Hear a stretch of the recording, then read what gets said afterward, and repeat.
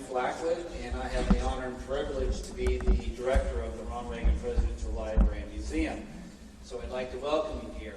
I ask that you please stand and join me in the pledge as we honor those who serve in uniform here and abroad. I pledge allegiance to the flag of the United States of America and to the republic for which it stands, one nation, under God, indivisible, with liberty and justice for all. Please be seated. It is an honor to be here today. This is the type of dialogue that President Reagan would have wanted to take place at his library, especially with all the future leaders. Of course, a program like this could not be made possible without an awful lot of help. I'd like to take a moment to introduce a few of those who have been involved with this program. First is our moderator today, is Dr. Thomas Goodnight, who heads up the Doctoral Studies program at USC's Annenberg School of Communication.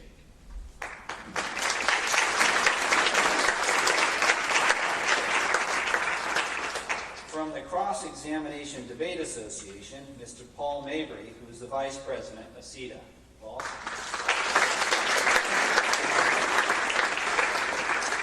And of course, our very own Director of Education, Mara Cohen, and her talented student assistant, Danielle Bauer.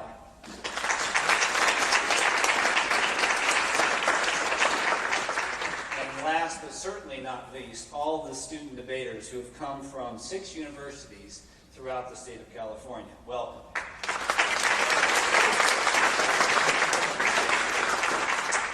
On January 6, 1984, President Reagan addressed the nation and said, quote, "History teaches that wars begin when governments believe the price of aggression is cheap." Now, think about that for a moment. What he is saying is not everyone thinks that war is bad. Worse yet, it serves a purpose for aggression. So if you're a president, there's a high likelihood that you will have to deal with the reality of armed conflict.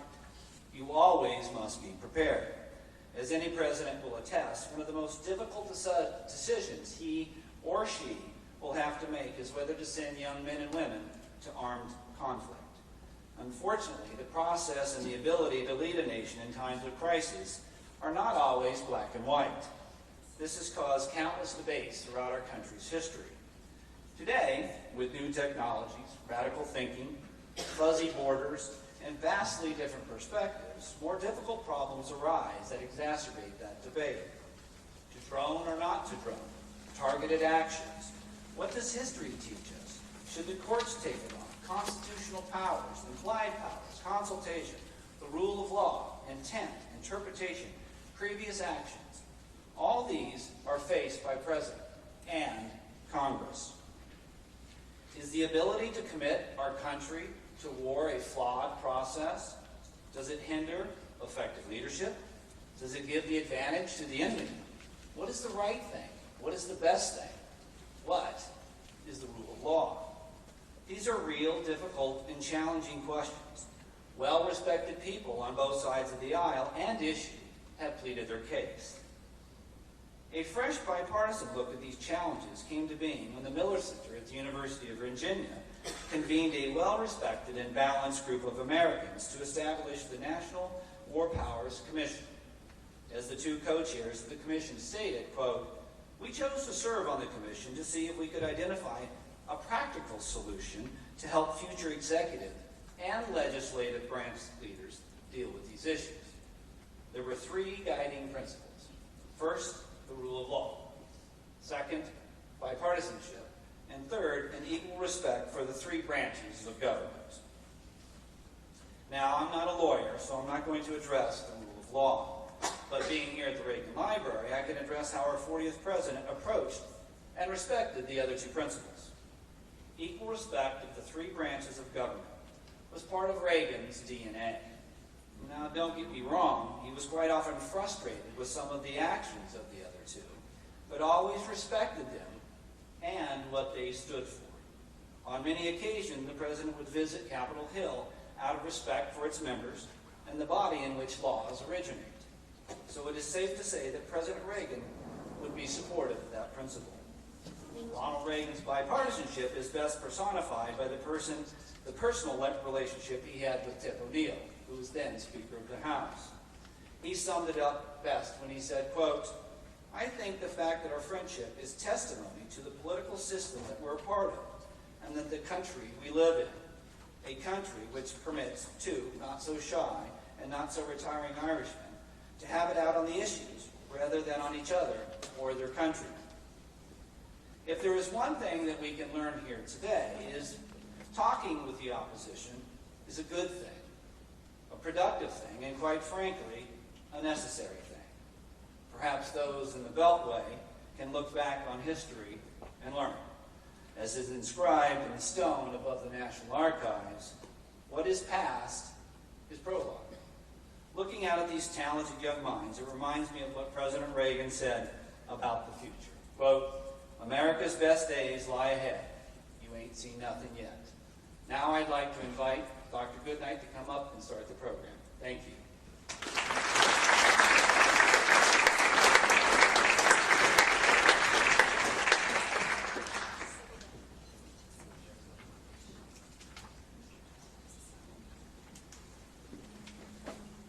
I'd like to welcome all of you to a continuing conversation and debate.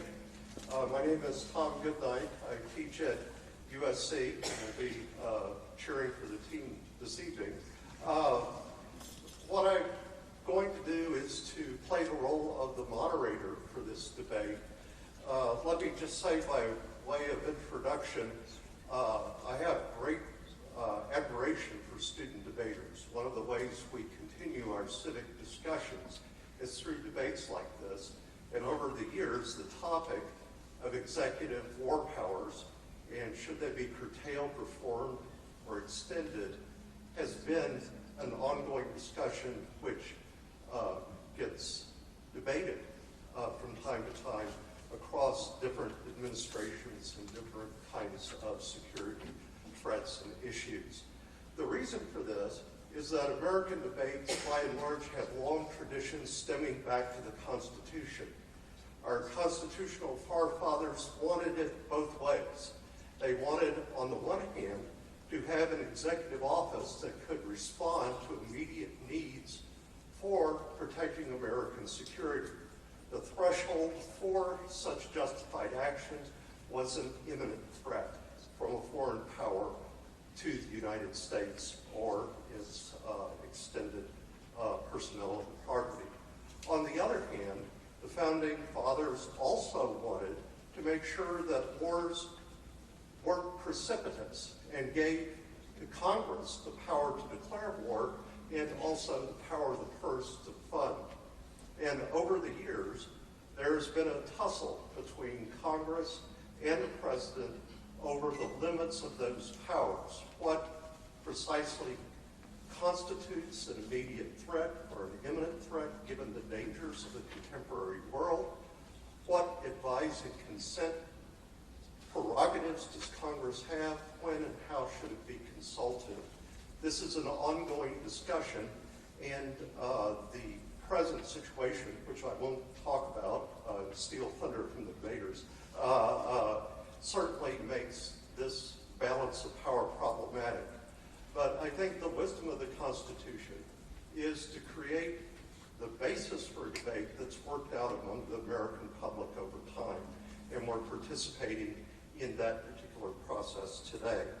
The resolution under discussion is resolved the war powers authority of the President of the United States to authorize targeted killing should be restricted. Targeted killing is usually defined as drone strikes, although there's a whole range of mayhem that could be visited. On the affirmative side, we have speakers from Sacramento State, Arizona State University, and Stanford University. On the negative side, we have speakers from Pepperdine University, California State University at Fullerton, and the University of Southern California. The way the debate proceeds is we'll have alternate affirmative and negative speeches, a total of 6 of them. I will introduce each speaker briefly, call their name, please come up to the podium nearest to you. Paul Mabry will keep time and I will enforce rules of decorum. The speakers can be passionate, but order must be maintained. We'll have an equal distribution of time between affirmative and negative. Once the speeches are concluded, we'll open the forum, and I'll come back up to the podium. We'll open the forum to discussion from the audience. During the first four speeches, as I understand it, the rules are such that a speaker may entertain a question from the opposing side. And in the spirit of debate, which often includes dialogue, there may be interruptions. During the last two speeches, the peroration to the debate, speakers can sum arguments and deal with further issues, of course. So that is what we're going to do today, engage in a debate. 6 speeches. I will call the names of each speaker to come up. Please come up to the podium. We'll alternate sides.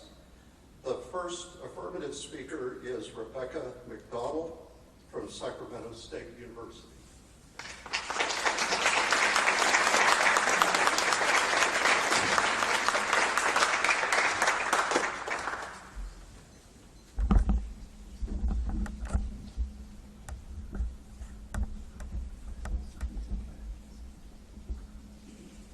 Before I begin my speech, I would like to thank the people and organizations who made this event possible.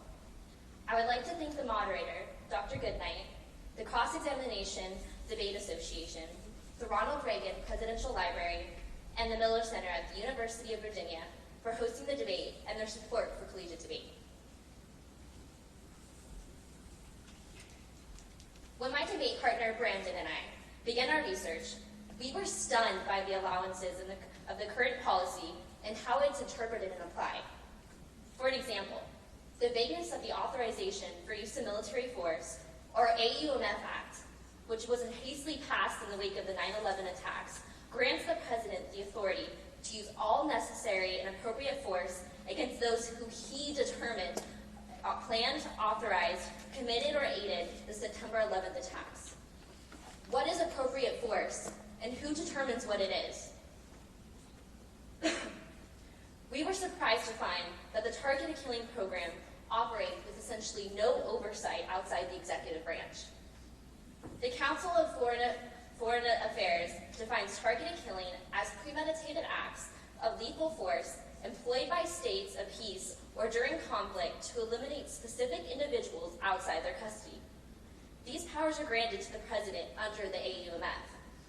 Today we present 2 specific problems caused by this lack of oversight. First, there is ample evidence to suggest our evidence is getting in the way of our full capability to steer terrorism. Second, it appears that we are damaging our international cooperation.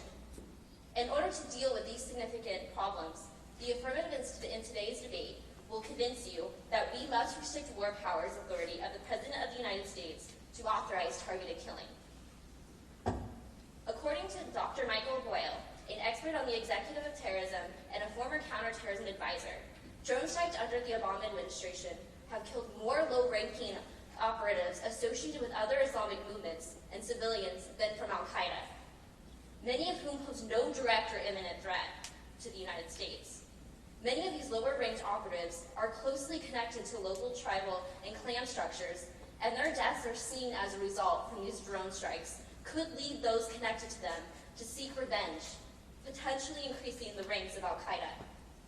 Additionally, according to Kenneth Anderson, a professor of law at Stanford University, drone strikes destroy our intelligence gathering, which is an effective tool to combat terrorism. One way we obtain intel on terrorists is by talking to the local people.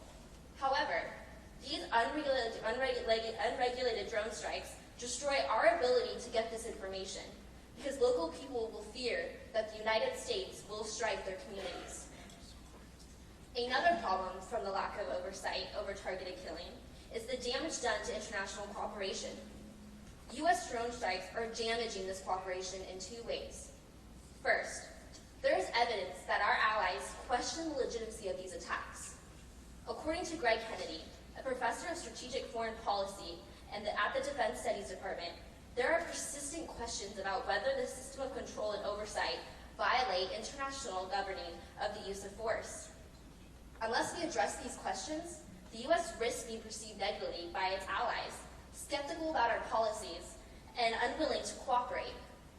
Secondly, according to Micah Zedko, member of the Council of Foreign Relations, the lack of transparency, oversight, and restriction allows any bombing to be blamed on the U.S., as was the case in Pakistan, when, according to the New York Times, local and international media reports claimed American drones had swooped into remote areas, killing up to 9 people, when in fact, the U.S. did not carry out those attacks. In order to deter terrorism and maintain international cooperation, we need to restrict the war powers authority of the President of the United States to authorize targeted killing. To restrict his war powers authority, the Affirmative is advocating that Congress should establish a federal court with jurisdiction over targeted killing authorization. The substance speeches will go into further detail on how the establishment of these courts will solve the problems outlined. Thank you.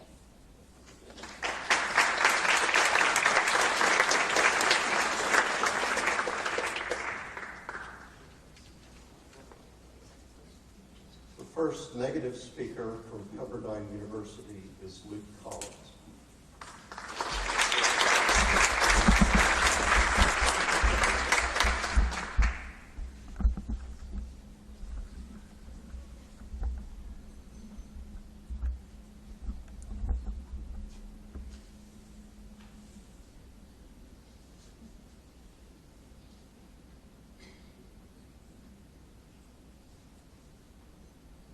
The negative stands resolved that the war powers authority of the President of the United States to enact targeted killings should not be restricted. We have come to this conclusion with 2 main points in mind. First, that the President is the only actor that can authorize targeted killings within an effective timeline. And second, that the President is the best actor to hold this power because he is the political figure that is directly accountable to the American people and the international community. My first point is that the President is the political actor that is best suited to handle the time-sensitive nature of targeted killings. And inversely, the Oversight Court poses a threat to this process. When military officials request a strike, it is based on careful observation and near absolute certainty that the target poses an imminent threat to national security.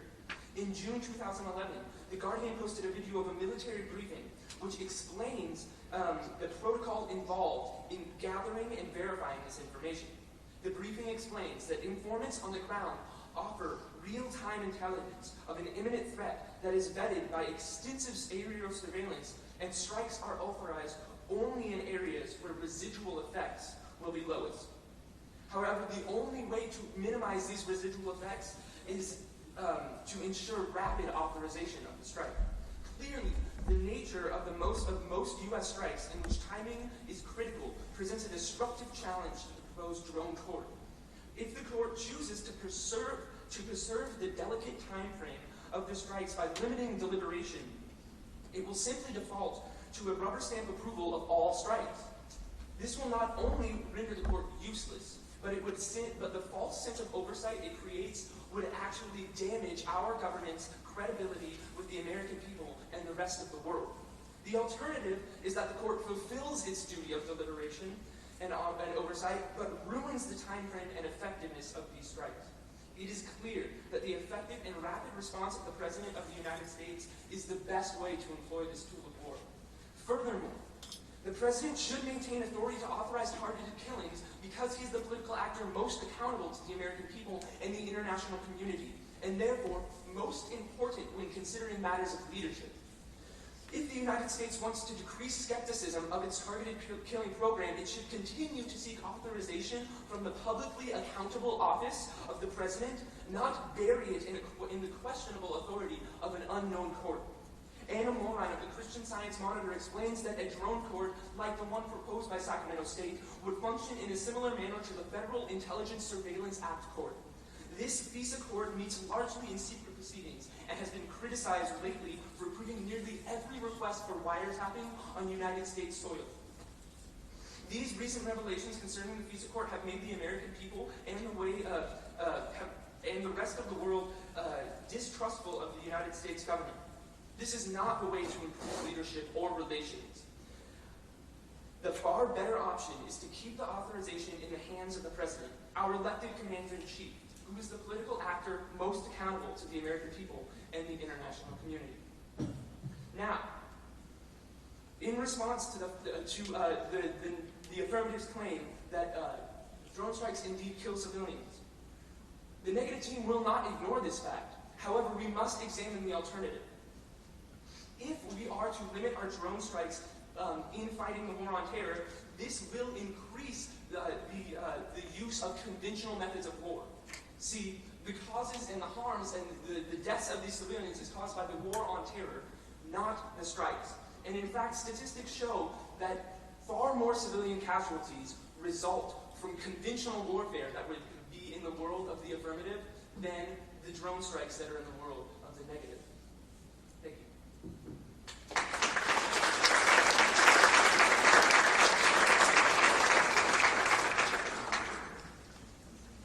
The second affirmative for Sacramento State is Brandon Garcia.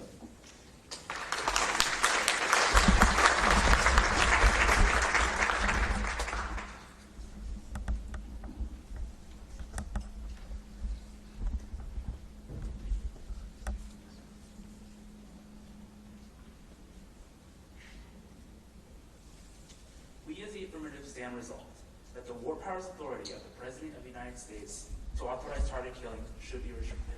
The restriction is necessary in order to increase transparency, decrease the incentive for recruitment, and maintain international cooperation.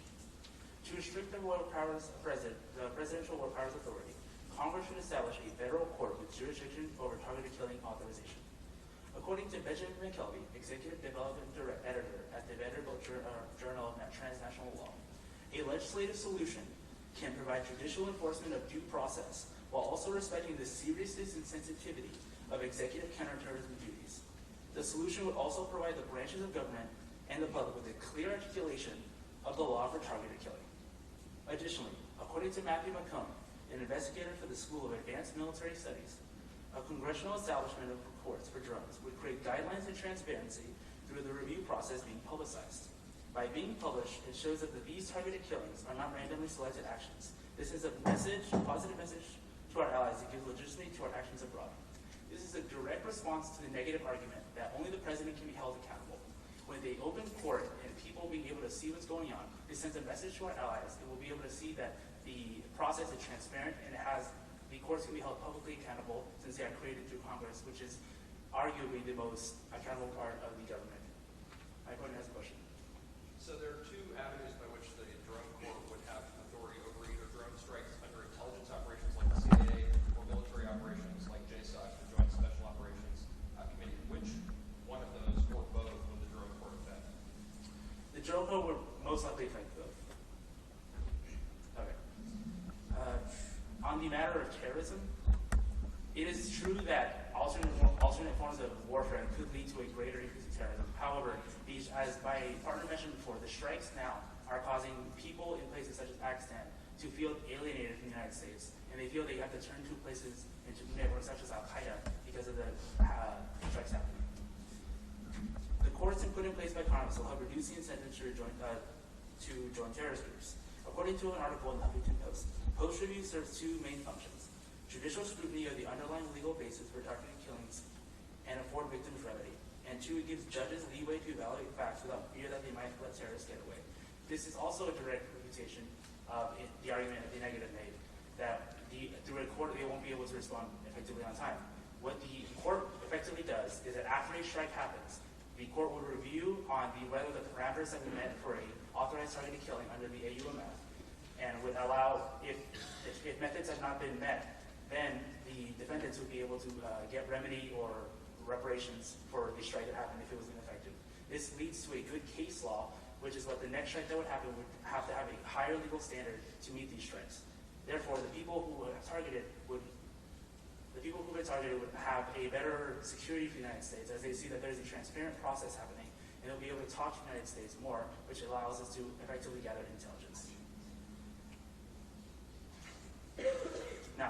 They make a really good point on maintaining presidentiality and why that's important.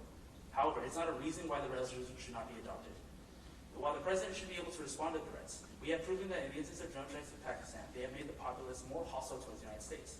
According to the University of Nebraska, Lincoln, it was found that for every 1 unit increase in targeted killings per week, there was an increase over 5 terrorist attacks in the following week. Under the Obama administration, there was likely to be approximately 58 more fatalities from terrorist attacks per week. Additionally, if the threat is indeed imminent, then the president could easily meet the criteria of the courts and then have the targeted prison strikes. We, as the Affirmative, do not restrict the Commander-in-Chief's powers under Article 2 of the Constitution. So if there is indeed a big imminent threat that the president should be able to respond to, the president would be able to respond and maintain his flexibility to the court. As Ronald Reagan once said, the ultimate determinant in the struggle now going on for the world will not be bombs and rockets, but a test of wills and ideas, a trial of spiritual resolve, the values we hold, the beliefs we cherish, and the ideas to which we are dedicated. In times where having quick responses to threats such as terrorism are needed, it is important that our desire for security should not override our desire for deliberation. Thank you.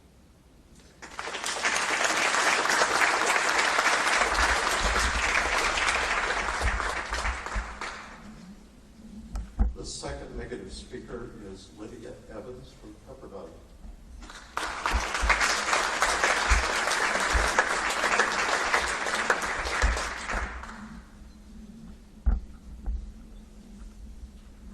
Good morning. Before I address the affirmative team's arguments, we first need to discuss 2 key points. The first is that we are at war. The war on terror began as a response to September 11th. It was the originally used methods of conventional warfare, that of like small missiles and boots on the ground. However, since 2006, a new paradigm has been developed, and this is called shadow wars. The journalist for War Politics Review, Charlie Carpenter, explained shadow wars as U.S. lawmakers' perception that we are fighting an enemy hidden in and facilitated by the dark underworld of global politics. The methods include capture, detention, as well as targeted killings. Targeted killings are proven to be successful in our pursuit of terrorism. One such example is the death of Osama bin Laden, who was, we worked to find and detain bin Laden for over 9 years. Targeted killing was used as the last resort to carry out our efforts. A more recent example is the death of Pakistani Taliban leader Hakamullah Massoud, who was killed last Friday when a targeted missile struck his vehicle. Massoud was undoubtedly important to our war on terror efforts because there have been extensive evidence demonstrating his anti-education campaign, where his followers burned over 400 schools. His followers also went on a suicide bombing campaign against civilians, which slaughtered 3,000 Pakistanis. And Massoud was actively involved in efforts to overthrow the Pakistani government. Therefore, targeted killing is helping our fight against terrorism. Secondly, we need to realize that the president is the only person in the hierarchy of decision makers who is accountable to the people and should have authority to authorize targeted killings as the elected commander-in-chief. This authority is granted to him through the Constitution. Congress's role is to declare war and to fund it, and the president's war is to authorize methods in order to carry out our efforts. Now, if we restrict the president's ability to authorize targeted killing, then 2 repercussions will occur. The first is that the president will employ conventional weapons in our counterterrorism efforts. This is uniquely bad because conventional weapons kill more innocent civilians upon impact compared to targeted killings. Scott Shane, a journalist for the New York Times, wrote an article entitled "The Moral Case for Drones," in which he indicated that the proportion of civilians victims from Pakistani drone strikes at up to 20%, yet in conventional military conflicts over the last 2 decades, he found civilian deaths ranging up to 80%. The end of Shane's article concludes with the realization that a fair-minded evaluation of the best data we have available suggests that the drone program compares favorably well, similar to operations of contemporary armed conflicts more generally.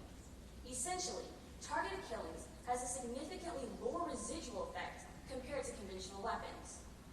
So the president will either employ conventional warfare, or he will just switch back to boots on the ground and have to place large numbers of military personnel in harm's way. This method also kills more innocent civilians compared to targeted killings.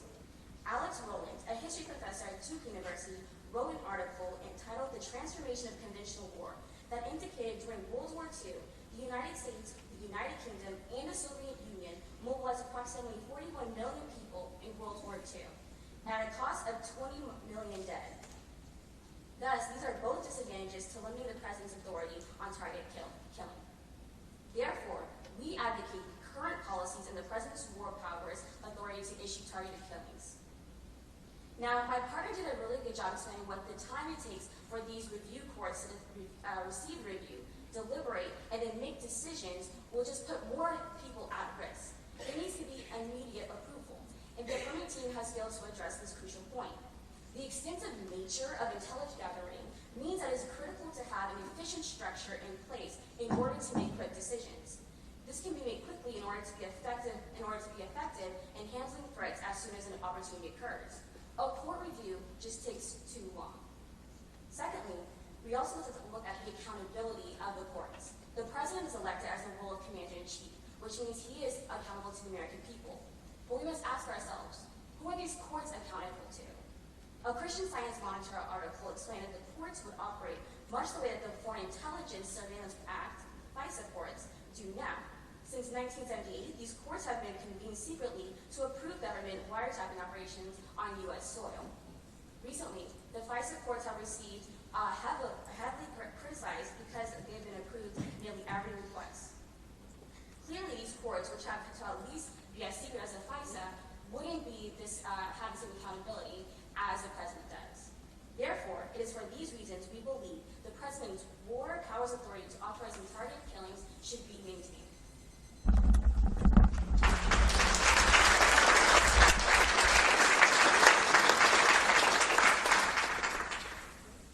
Speaking next on behalf of the affirmative case is Anna Moe from Arizona State University.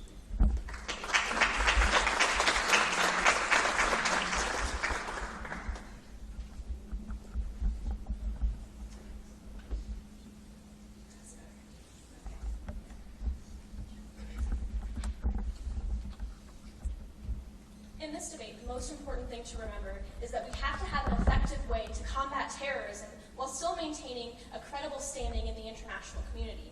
The status quo means that we can no longer maintain a credible standing because our allies are seeing the current United States drone policy as unaccountable and as the president not having to look anywhere else besides what he believes to be a terrorist or a threat to the United States.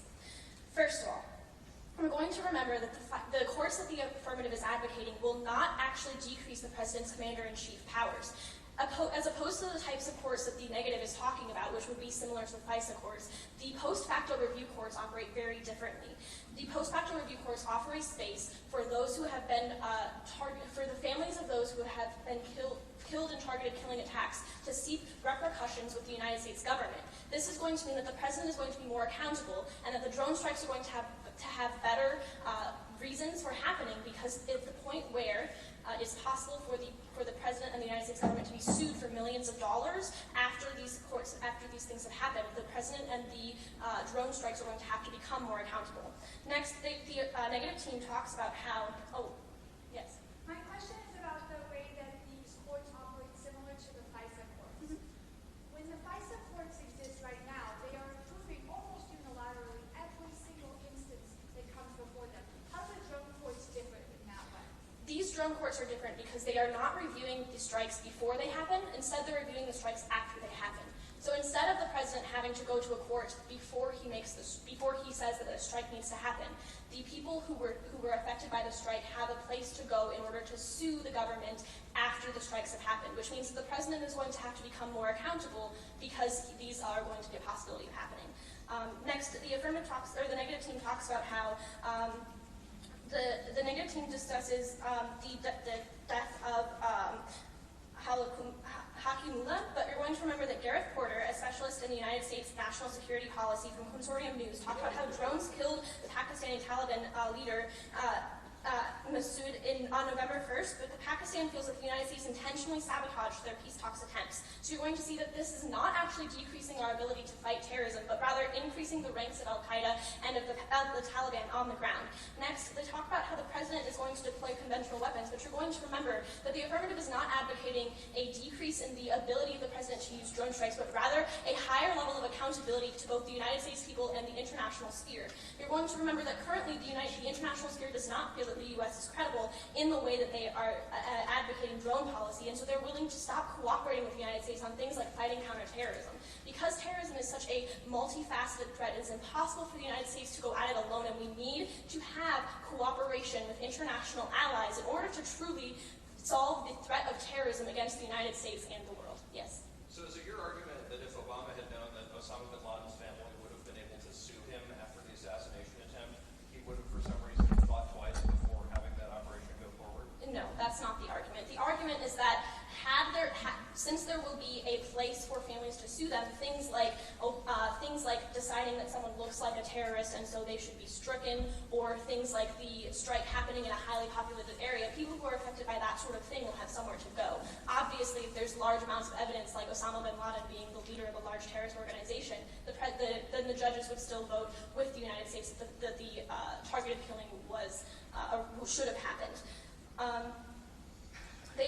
A negative team talks about how the president's commander-in-chief powers are extremely important and how that makes the president most accountable. But the problem is that the president is not acting in a way that is accountable to anyone in the world of the status quo. Instead, he is acting accountable only to himself, and he has the ability to determine which threats are real and which threats should go above and beyond the use of current abilities. You're going to see that that is not actually accountability, and the international sphere is picking up on the fact that the president is not accountable to anyone in the status quo. We're going to see that having these courts, which make the president accountable to the people who are internationally and to the people in the United States, will mean that the president is going to be more accountable than he is in the status quo.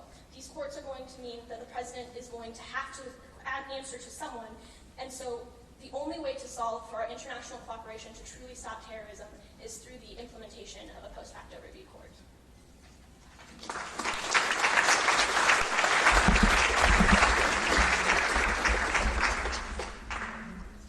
Speaking third in opposition to restriction on presidential power for the negative, Sarah Beth Brooke from California State University of Fullerton.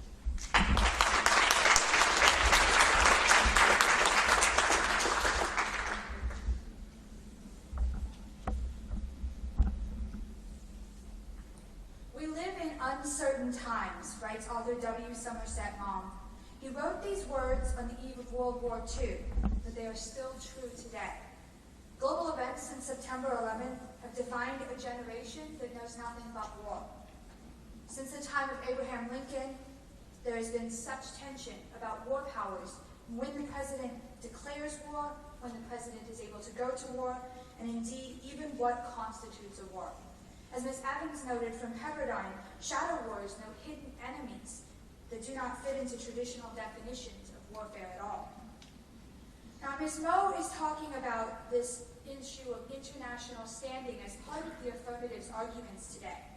And in her speech, she discusses the way that drone strikes decrease our international standing. I would call into question the affirmative's belief that a post-strike drone court allowing suit by family members of killed persons would then be a court that would be an increase of our international standing. The increase of our international standing would come from not participating in drone strikes in the first place. The affirmative's proposal of developing drone courts ignores critical analysis of the effect that unoccupied aerial vehicles have on the soldiers who operate them. Here in the United States, in the status quo, drone pilots launch attacks authorized by the Joint Special Operations Command under the direction of the President. We argue that the affirmative proposal does not take into account two things. First, they do not address the serious psychological trauma that operating drones has for our soldiers. And second, they do not address how their plan would affect the CIA drone program. The Council on Foreign Relations released a policy memo in April that explains how the CIA operates a drone program independently of the Joint Special Operations Command. When we talked with Mr. Garcia from Sacramento State about this issue during our question, he talked about how the restrictions of the affirmative would only affect those drone programs that were operated by the Joint Special Operations Command. The Council on Foreign Relations notes that the organizations have different authorities, policies, accountability mechanisms, and oversight. So only the Joint Special Operations Command's drone program is affected by the institution of drone courts. Historically, presidents have sidestepped attempts to curtail their war powers, from Abraham Lincoln to Barack Obama, and many in between. Indeed, when the War Powers Act was actually passed in 1973, it was passed after a veto from President Nixon. Though the White House has leaked its intent to combine the two programs and put them together into one, they leaked that in May. So far, there actually hasn't been any action. This week, Foreign Policy reported that such a shift is unlikely to actually happen. We argue that the restrictions on the president's power to send drones will not actually decrease drone strikes, but will instead trade off with the CIA program as the president puts his money and efforts towards drones there. The CIA program does not have to answer to the drone court restrictions that the affirmative proposes. And as Ms. Evan notes, even if the CIA program is not the recipient of the trade-off in this scenario, conventional warfare could be. Regardless of whether a drone is piloted on the orders of the Joint Special Operations Command or the CIA, the effects of drone warfare on pilots is an important consideration. Former Air Force pilot Brandon Bryant has been speaking out about his experience as a drone pilot. A traditional bomber leaves the scene of the attack before a bomb explodes, but a drone pilot watches every stage of the attack on a monitor in front of them, including the aftermath. Bryant describes watching his targets bleed out on screen and laments the death of children who stray into the paths of missiles that have already launched. Bryant's story is not unique. Earlier this year, the DoD released a report indicating higher rates of depression, anxiety, and post-traumatic stress that was comparable to pilots of more traditional bombers. It is clear that drones have become an acceptable form of warfare. The New York Times reports that by 2015, the Air Force intends to have more pilots for unoccupied aerial vehicles like drones than for traditional bombers. This is problematic because of the effect it has on our men and women in uniform. The restrictions offered by the affirmative are an incomplete attempt to solve the problem. The FISA court model for a drone court doesn't have any transparency, which the affirmative has never addressed in their speeches so far.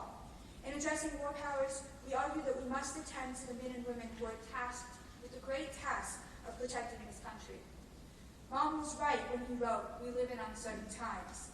There are no easy answers to the complicated problems before us. However, we cannot address this complicated issue without first considering the effects it has, both in potentially increasing CIA drone activity and also in the health of our soldiers." Thank you.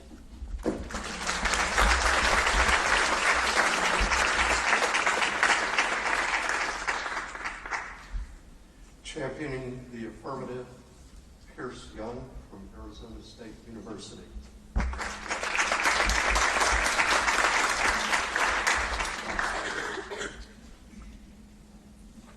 The last negative speech brings up a perplexing point in terms of the context of this debate with the affirmative. In terms of standards of accountability, we simply do not know what is going on in drone programs within the United States. As recently as last March, reporters attempted to ask the president's press secretary as to whether or not the CIA itself even ran a drone program. They simply would not answer. There is no measure of accountability in the status quo other than a released white paper document from the Justice Department, which we believe is accurate. However, we have no idea whether or not it is. As it stands, there is simply no accountability in the status quo, and it's simply in the president's hands because of the authority that is given to him through the AUMF.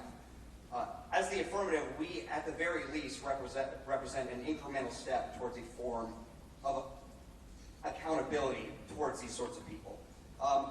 First, on the notion of terrorism, the negative seems to continue to argue that we need to be able to combat terrorism and that drones are a necessary part of that. And as the affirmative, we do not disagree. The problem with the drone programs in the status quo is the manner in which they are carried out. As it stands, there are programs that are carried out with our drone programs known as signature strikes. When those sort of strikes are authorized, we many times do not even know the name of the person that we are killing. It is based off of patterns of action that we believe represent terrorist threats. As part of this, we have been able to strike on more people. However, there are times in which we strike people that we may never even know their name or why we have a cause of action for why that person should be struck. This has resulted in hastily carried out strikes in areas in which there is densely populated cities, which results in civilian casualties and deaths that occur that were not directly planned or even we wanted to carry out. Yes. Sure. How are the families of the victims of targeted killings going to gain the means to sue the United States government through this court system? That's actually a very interesting question. For one, there are a number of international organizations that are opposed to U.S. drone strikes that would be willing to represent these sorts of people in court. Additionally, certain governments would be willing to represent those sort of people, which actually leads me to the next point in terms of the terrorism arguments. The negative argues that there would be a shift to conventional weapons as a result of the elimination of drone programs. However, there's ample evidence that the drone programs that are carried out in the status quo are destabilizing certain countries in the Middle East, such as Pakistan and Yemen. The fact that these sort of drone strikes are used as recruitment tools for groups such as the Taliban, Al-Qaeda, those sort of things, and the very precarious nature of governments such as the Pakistani government allows for the possibility that our drone strikes actually may result in an overthrow of a government and a state of war in these sort of countries. Our drone programs maintained in the status quo would not be able to fight those sorts of wars for us, which leads to things like intervention, and in fact it increases conventional warfare. Those sort of steps are only a result of an unfettered drone program that occurs in which we have no form of accountability or anybody to determine whether or not these strikes are being carried out in a safe manner. The president is simply making assertions that these strikes are carried out in the status quo, but there's no accountability in that regard. Which leads me to my second point about perception. The negative continues to argue that the president is the only politically accountable office and that the judges are not held accountable, but we would criticize that notion as it occurs in the status quo. War powers in a political context are something that politicians never challenge. There was recently a hearing that was called for in terms of hearing the families of drone strike victims. Six members of Congress actually showed up for that hearing. There is simply no challenge politically in the status quo to the president's ability to conduct war. At the point that there is no formal mechanism for which the president is required to carry out these sort of strikes within, a drone court represents an incremental step in which we are able to actually have these sort of voices heard and have somebody determine whether or not the president, after the fact, carried out these strikes in a manner that is consistent with international law and did not cause undue harm, and as such, the president is able to tailor himself in the future towards a more effective drone program. Thank you.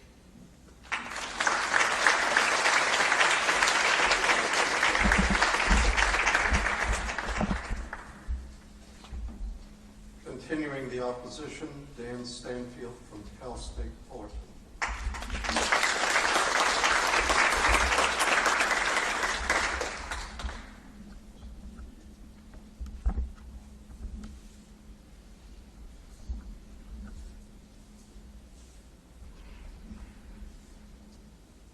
Brought up many times in this debate, we live in a time of war. As many of my colleagues have pointed out, this happens to be a time of shadow war, where we don't know who we are attacking and necessarily why we are attacking them. The affirmative would have you believe that a de facto drone court would be able to resolve many of the issues that are inherent in the status quo. Our position as the negative in this debate is that transparency has to be the most important issue when it comes to drones and when it comes to the ways that we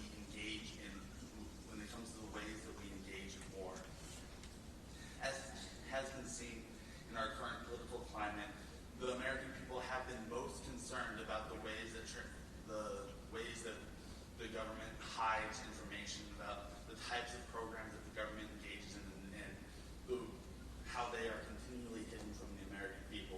So that a drone court that only resolves issues after the strikes have happened doesn't resolve the inherent issues of the American people, which is that they don't know about these strikes when they are happening.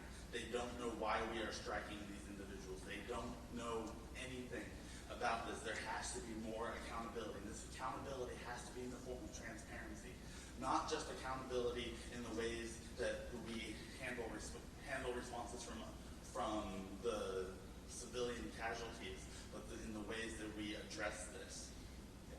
How would drone courts not be more transparent than the status quo? Our argument is that a de facto drone court is not more transparent than a status quo because it doesn't functionally change anything of the status quo. All that a de facto drone court does is give a way for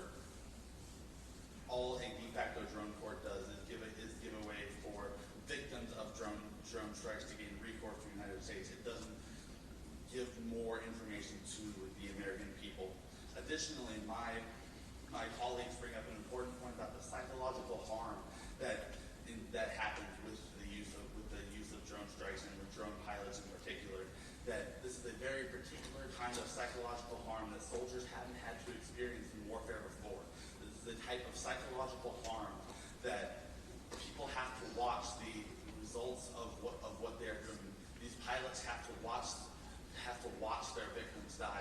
Pilots have to watch their targets be blown up, and this is not a acceptable type of trauma. That we need to work on we need to have other methods in place in order to prevent the psychological harm. It is most important for us to protect those people who are serving in our armed forces. The Affirmative talks a lot about the international community and needing to stop things like terrorism, but it's also important to stop the war at home. We need to protect those people who volunteer their lives and time and their service to our country. So it is important to prevent the psychological harm that these strikes would prevent. So it is whenever we are evaluating a program like the use of drones, we have to always take into account the effects that they have on our own soldiers.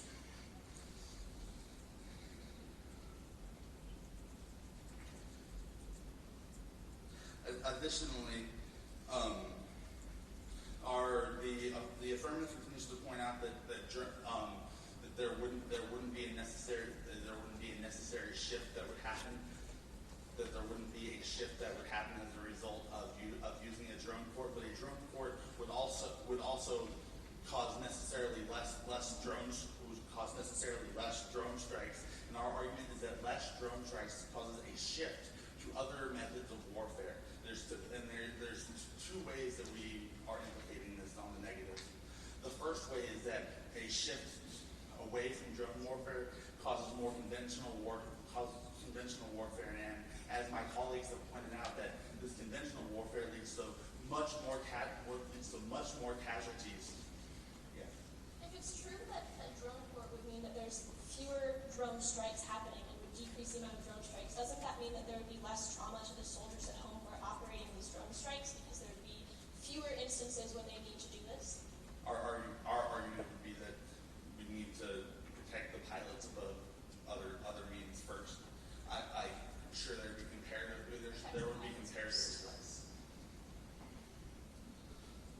The next type of shift that is happening here is that the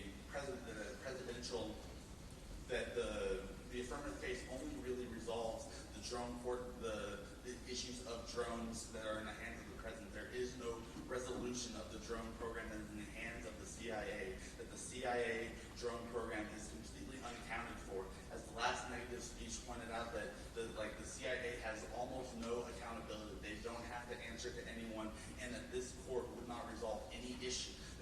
The court proposed by the Affirmative would not resolve any of the issues of the CIA-operated drone program, and that any current attempts that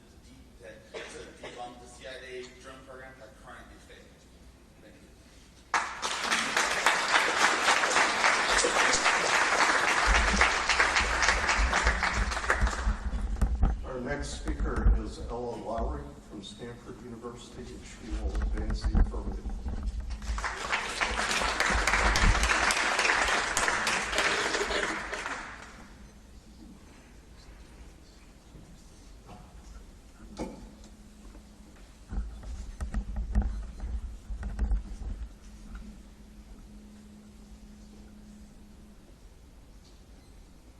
It is long past time for the United States to assess the legality of its targeted killings, as well as the broader impact of these strikes on civilians.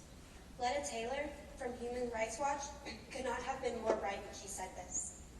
For the past 12 years, the United States has been fighting an unwinnable war against an elusive enemy, the shadow enemy that the negative team keeps referring to. And every day that this war continues, international tensions rise as our president turns to more and more controversial methods of war.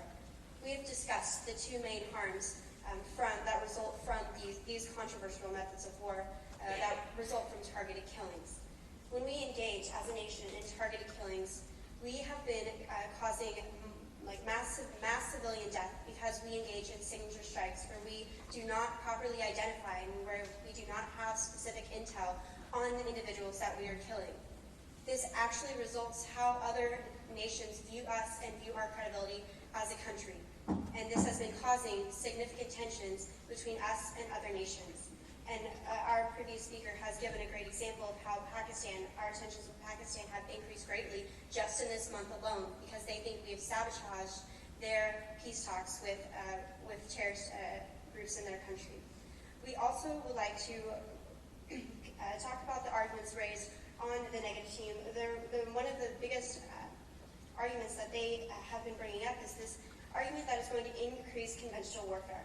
However, this argument is only true if we eradicate all drone strikes. However, this is not what the affirmative team is advocating. We say that we need to have a clear norm and a clear standard for which drone strikes and which targeted killings are acceptable. I will yield to a question. So you say that the purpose of the court is to assess the legality of targeted strikes. What happens if the court doesn't decide? Like, we don't come to a conclusion. Okay, well, because there are so many drone strikes that are occurring, the court will reach a decision and it's going to actually impact all sorts of these drone strike policies, such as the DoD, the CIA, and signature strikes and targeted killings. So it is going to reach a conclusion because there's so much international pressure and because there's so much support for controlling our targeted killing policy within our own nation as well. So the courts will reach a decision. If we want to talk about the solvency of drone courts, the reason that these drone courts will be so successful and will help us increase our international credibility and also right the wrongs that we have done to other countries and to innocent civilians is for the reason that these drone strikes are going to increase transparency. This is what the negative team says is the most key issue in this round, is that we have to give the American people and other international countries transparency. And drone courts are going to be inherently more transparent than the status quo. And they are not only for giving the families of civilians that have been wrongly targeted peace and justice, but they are also for judicial review of President Obama's actions. And so when the president is responsible to the courts, once they review after his policies, he's going to be pressured to make better and better decisions towards the targeting policy, which is going to be given the American people more transparency. And so because we are net better than the status quo, these drone courts are going to be beneficial. Yes, I yield to a question. In the scope of the massive defense budget, how would the risk of a lawsuit of a few $1 million stop the military from striking a target that it believes poses an imminent threat to security? Okay, so whenever the military thinks it has a very good case for striking a target, then they're most likely going to, that the court will be in affirmation with that, and they're going to support them, and so they would strike that target. What we really want to deter is the signature strikes that happen when we don't have great intel, and when we are targeting highly populated areas with people that probably are not related to any terrorist organization in the first place. So because we are going to be increasing transparency, that is also a reason that the drone courts will solve, and also the psychological effect argument that they keep bringing up is actually going to be an argument for why we should advocate drone courts, because whenever we are being more careful about who we strike, this is going to be easier on the pilots because they know that they have taken everything into consideration, that their government has taken everything into consideration, and that there is not going to be a big of a risk of harming innocent people. This is a tragedy of war, is that death occurs. But because we are going to be doing this in the most efficient and best way that the drone courts can solve for, then it's going to be easier on the participants of war and being respectful for them. And if we reflect on our Ronald Reagan quote brought up earlier before the debate, the price of our aggression has not been cheap, and it has been especially expensive in the case of targeted killings. And so we urge drone courts as a way to solve for these impacts.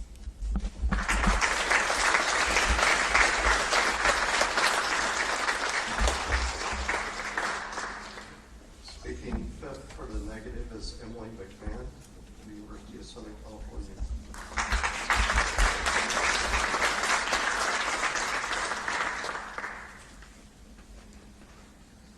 This war, like all wars, must end. That's what history advises. That's what our democracy demands, stated Obama in an address at the National Defense University in Washington. Juxtapose this with the harsh reality that Obama just obliterated the head of the Pakistani Taliban with a drone. The President of the United States has irrepressible determination to finish the war our country wages, but refuses to conclude his use of targeted killing practices. He has empirically sidestepped restrictions on his authority in order to carry out tactical operations. The negative poses significant doubt on not only the implementation of the affirmative plan, but also the viability if implemented. We argue that the President would continue his pattern of sidestepping in order to further his agenda, as historically proven throughout his presidency. The first argument was presented by Fullerton. There are definitive means for the President to circumvent court intervention by shifting the drone program to the Joint Special Operations Command to the CIA. The affirmative has failed to present evidence that counteracts this claim. Sidestepping is not a difficult task for President Obama. He's actually been pretty aggressive on a number of fronts, said Kenneth Mayer, a University of Wisconsin political science professor. Mr. Obama has disdained the executive order label for executive actions, Mr. Mayer said, and he's used that action to push his own policy on a variety of issues, from gun control to immigration to overseas drone strikes.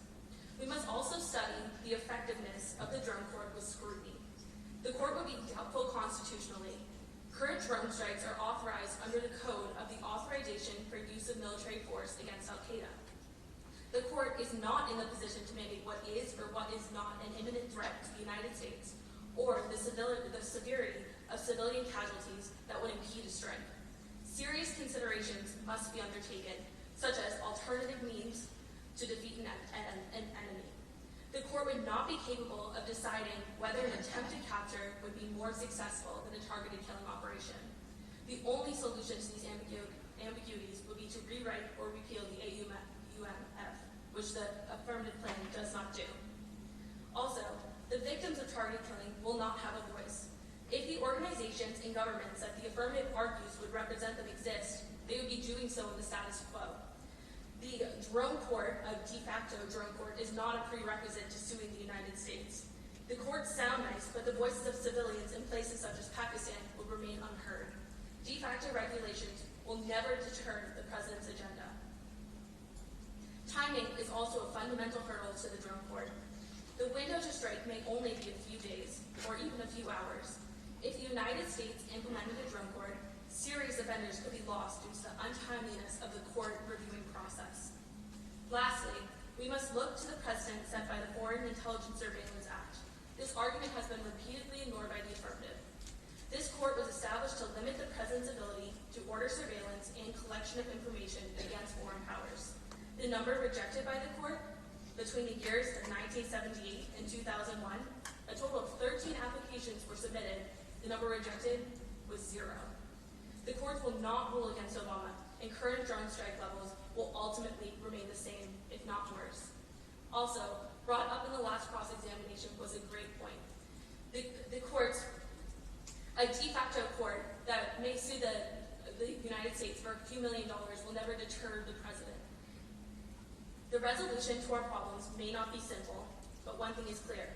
The creation of the judicial process will not ameliorate nor resolve the fundamental objections to the United States killing practices. We must remember that we live in uncertain times. We are uncertain of the threats, we are uncertain of the actors, but the president is certain that we need to take actions to prevent them. That is why he will continue to carry out drone strikes despite the implementation of the de facto court. Thank you.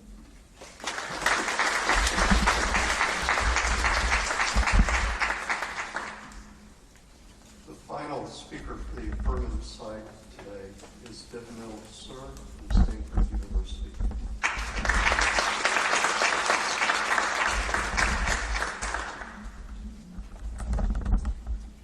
We've heard a lot about quotations and the facts, but let's take a step back and look at the big picture. Imagine yourself as a Yemeni civilian who every single day could see his entire house, school, or hospital blown up because of the discretion of one person 4,000 miles away. That is the status quo that the negative is defending.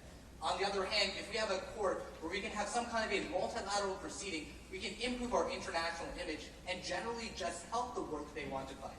There are three basic reasons to restrict war powers on targeted killing. The first is to save innocent lives. The second is to improve our international image. And the third is to open a more transparent process via the courts. Now let's look at those specific arguments that we've been making the entire debate. The first is one of saving innocent. For every bin Laden we might see, we see 25 civilian deaths, as we've pointed out. The second, for every successful attack, we see 5 terrorist attacks the next week, which are only improving the civilian backlash that's already happening and just fueling the war on terror even more. And on top of that, if we add on the loss of intelligence that happens, we're just fueling the war once again. On top of that, though, the international image of the United States is plummeting.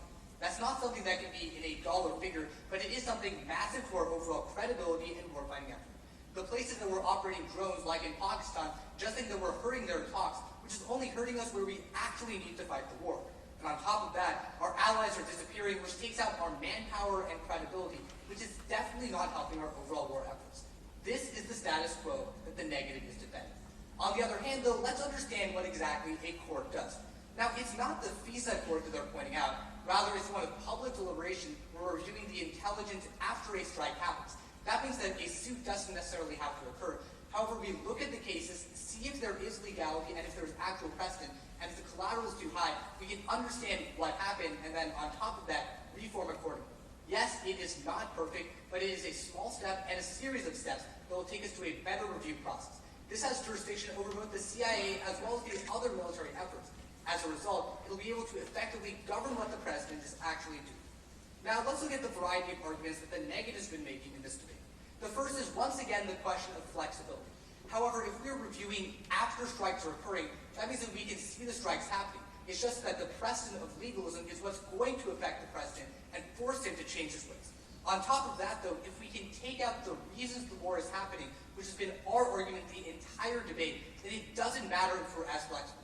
What that means is that we are taking out the reasons terrorists are popping up, and it just doesn't matter anymore because we won't need to be flexible in the first place.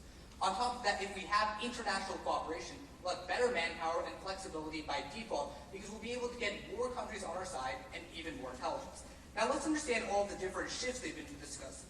Now first, if we lessen the overall fuel of warfare, which is once again our argument, all of these shifts don't matter. If we have the international community on our side, we will have the manpower we need. But on top of that, we won't need to have all of the forces that they're talking about. On top of that, having a more open and multilateral process can only improve our general efforts. What that means is that when we are cooperating with other countries, we'll see better intelligence and we'll see a better effect in the long term. The CIA argument simply doesn't make sense because we also have jurisdiction on that via the drone court. Lastly, let's look at the trauma argument that they've made as a reason to vote affirmative. If we really want to reduce trauma, we should be reducing the drone strikes, reducing the trauma on both the civilians as well as our pilots, and try to make sure that we are effectively contesting everything bad that's happening in status quo. If we want a more effective and flexible warfighting operation, it's important that we understand the flaws in our policy, restrict war power authority and targeted killing, and have a more effective American fighting force in the future. Thank you.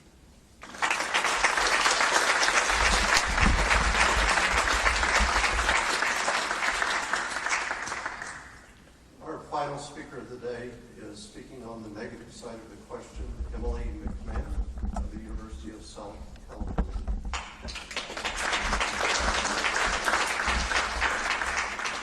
Emily already spoke. I'm Nathaniel Hawes.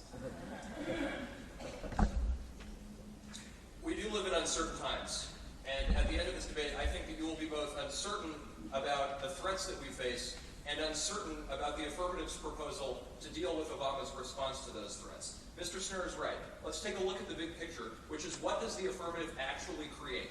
They create a court that allows the families of civilians that are damaged by drone strikes to sue the United States. The question you should ask yourself is, will this ever deter the President of the United States from using a drone? And the answer is clearly no. Number one is the imminent threat doctrine. Dr. Goodnight talked about the founding fathers being concerned about imminent threats, just like Obama is. Why would Obama ever reduce the ability or think twice about a drone strike if there's an imminent threat to the United States? This is proven by the question that I asked him in cross-examination, which is, would Obama have thought twice about the operation to kill bin Laden in Pakistan if he was afraid that bin Laden's family would have somehow been able to sue the executive? Of course not. Now, their answer to this is that people that have been unfairly targeted from bad intelligence should be able to sue Obama. But this begs the question of why did we use the drone strike in the first place? The answer is because the president believed that we had good intelligence, and those errors will always happen, even if there is a court to sue Obama after the fact. The affirmative doesn't deal with the fundamental problem, which is we are using bad intelligence. Even if Obama gets sued countless amount of times, we will still always have that bad intelligence.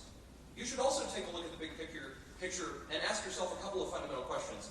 Number one, how is the family of someone hit by a drone in Pakistan ever going to sue the President of the United States of America? Are they supposed to hire a lawyer in Pakistan? Is that lawyer supposed to send a pleading or a complaint to the White House? Is that complaint ever going to be read by anyone? The answer is of course not. The second question you should ask yourself is that even if somehow the family of Anwar al-Awlaki is able to contact the United States and secure representation, would the court ever actually rule in their favor? The answer is no. We've been making an analogy about the FISA court, and it's particularly applicable in this instance. The FISA court rejected 1 in 13,000 applications from 1970s to 2001 to use wiretapping. Why would a court ever rule that the United States federal government should pay a few thousand more dollars after a drone strike from bad intelligence? This also sort of begs the question of what would that court actually do, why would it function, and why would Obama care? Which is to say that even if Obama knows the court exists, why would he think twice about paying a few extra $100,000 for collateral damage if there's an imminent threat against the United States and if he wants to use a drone strike no matter what? This is especially important in the context of all the arguments we're making about the shift argument. But before I get there, I should also point out that this is not a reason why the affirmative's proposal would save any more civilian lives. Number one, those civilian voices are never heard, and number two, Obama simply doesn't care. It's also a reason why the affirmative never improves our international standing in the world. Why would the international community think that we are better if somehow people are now able to sue the United States for drone attacks? That would make us look more vulnerable, and it would make us look stupider because it would highlight the problems that our bad intelligence has when we blow civilians up. Last argument I'll touch on is our shift arguments. Obama would just shift the drone program from the Joint Special Operations Command to the CIA. The affirmative's court only affects the ability of the president to use drone strikes through the military. Currently, the CIA has a drone program, and it's not regulated or signed off on by President Obama. If all of the drone strikes are just used by the CIA, the affirmative's court would never function because no one would be able to sue the CIA. They would only try and sue Obama, and Obama's response would be, oh, that wasn't me, that was the CIA. We live in uncertain times, and if you're at all uncertain at the end of this debate about the ability of the affirmative to do anything meaningful, then you should vote negative. But on a more basic level, if you're uncertain about the ability of us, the United States, to deal with threats to our nation, and if you're uncertain about what would reducing our drone strike capability do to deal with those threats, then you should also vote negative. Thank you.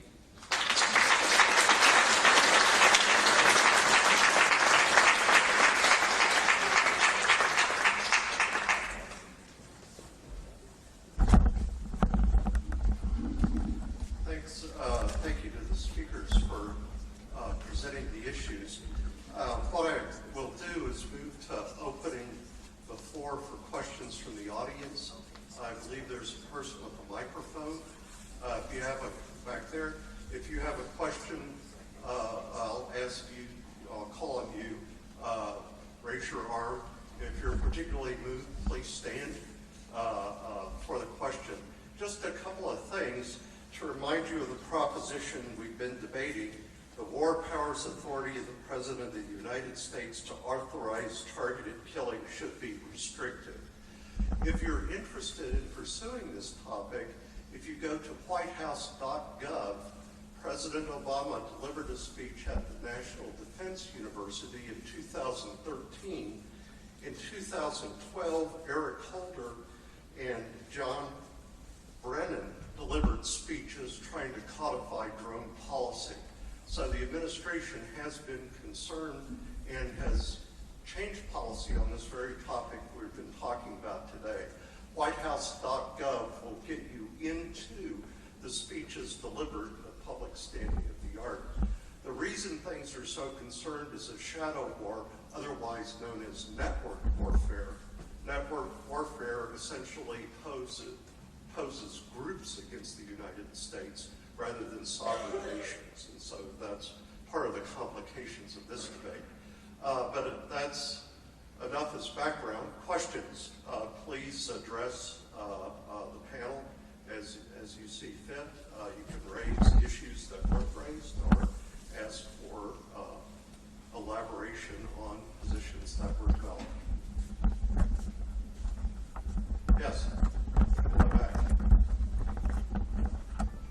I'd like to make a comment to the negative side.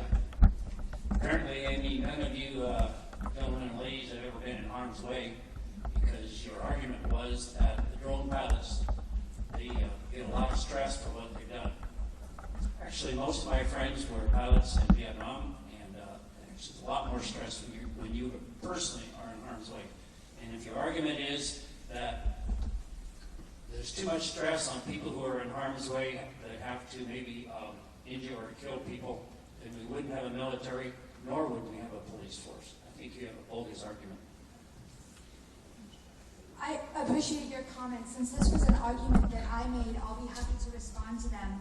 It's true that when we send our armed forces overseas, they also experience severe amounts of psychological trauma.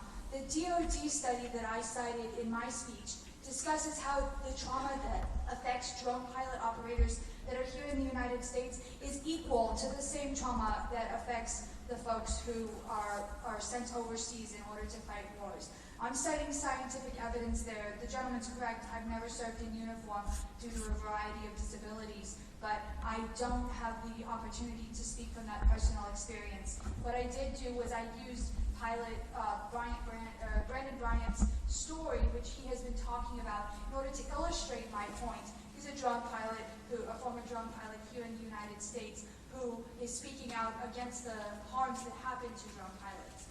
Now, I think that this is an important point in the consideration of this debate, because while some of the arguments we're making on the negative are about the status quo, some of the arguments we're making are about the nature of warfare at all, and the psychological trauma that affects our armed services, whether they are the armed services serving here in the United States or serving overseas, is an important consideration, which was the crux of our argument. Very good. Here. Right there, the second row.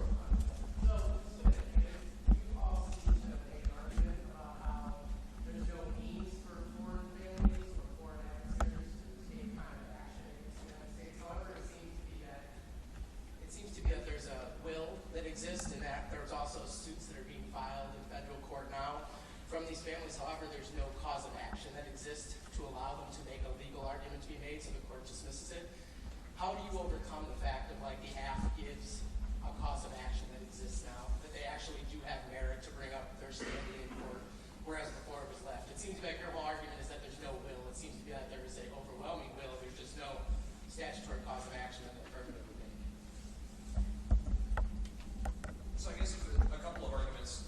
The first is that even if there's a statutory cause of action, there's a bunch of different cases in which drone strikes affect everybody differently. So it's not necessarily uniform, a drone was used on my family, that hurt me, I should be able to sue the government. All of these various contexts in which, if you're close enough to a high-level terrorist and you're damaged, then you're, don't have that cause of action, or, just fundamental questions of proof. So even if there is a cause of action, most people, if you read the testimonies of families that have been, struck by drones, they're not even really sure what happened to them.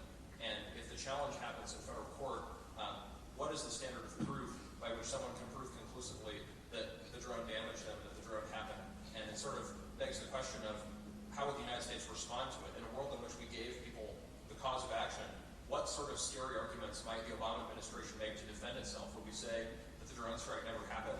Would we say, that these people were dangerous and they were associating with dangerous people, so just by guilt by association there's no cause of action?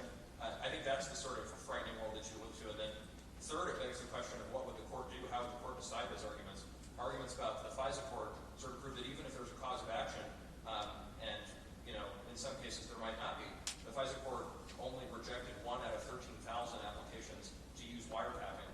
And so in a world in which the correct arguments are being made and this cause of action exists, if the court starts to rule against people that are struck by drones, what sort of scary world might that look like in which the government not only does it but also then sanctions it?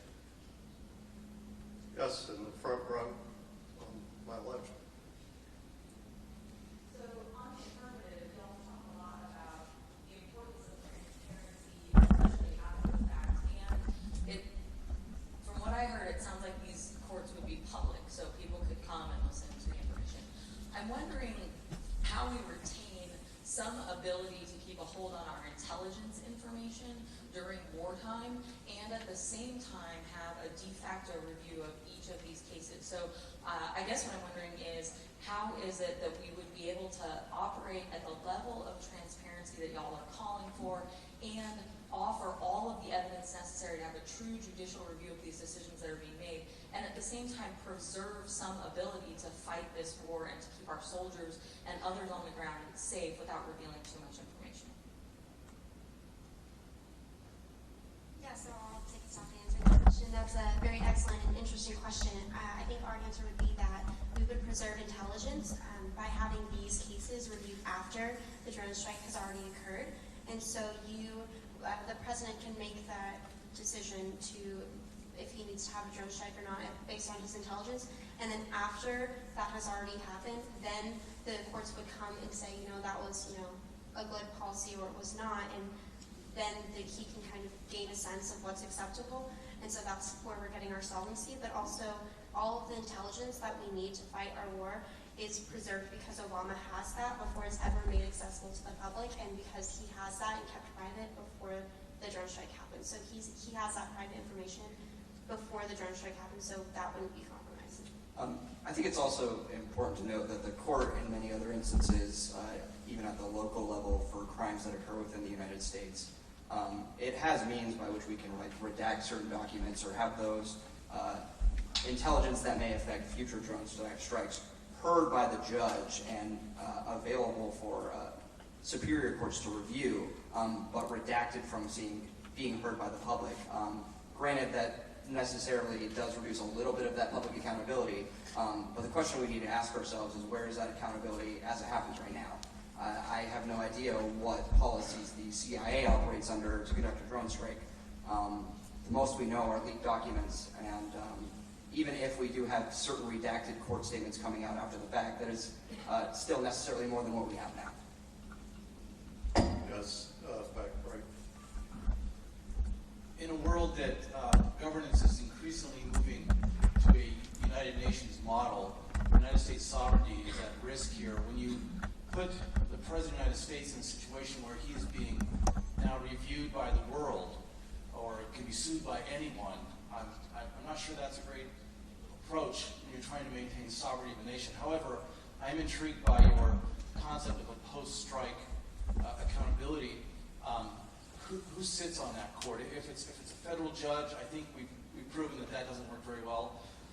If you considered having governors involved, kind of taking the factions approach from Federalist 10 and incorporating that in to hold the president accountable to Americans. I'm really not concerned about whether he's accountable to other citizens of other nations. How is he being held accountable to Americans?